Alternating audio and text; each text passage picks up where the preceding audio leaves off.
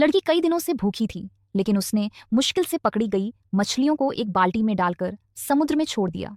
फिर उसने एक लकड़ी को नुकीला किया और समुद्र में खड़ी होकर बड़े शिकार का इंतजार करने लगी।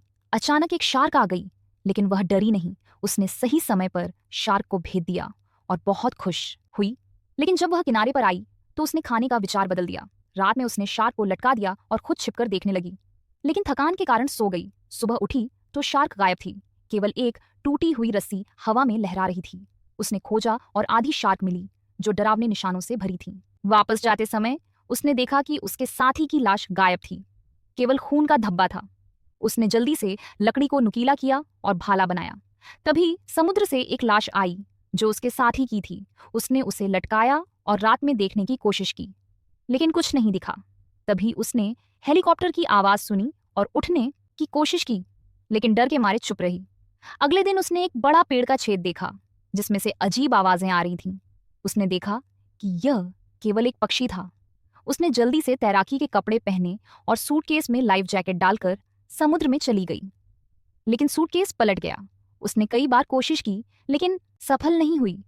फिर उसने एक कपड़ा लिया और उसे लकड़ी से बांधकर ऊंचाई पर रहने की कोशिश की।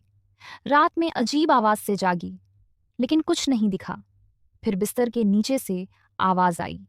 उसने प्रार्थना की कि उसे न देखे। उसने साथी की लाश को पेड़ पर लटकाया और छिप कर देखा।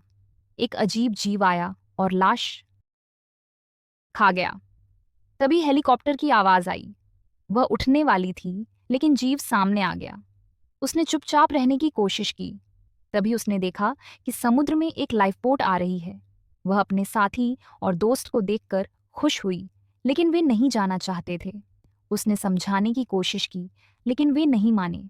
वह समुद्र में बोट की ओर भागी, लेकिन साथी ने उसे पकड़ लिया। उसने संघर्ष किया और बेहोश हो गई। जब वह जागी तो खुद को पेड़ से बंधा पाया। वह डर गई कि जीव आ सकता है।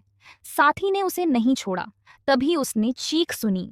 साथी ने आग जलाकर जीव पर हमला किया, लेकिन कोई असर नहीं हुआ। जीव गायब हो गया।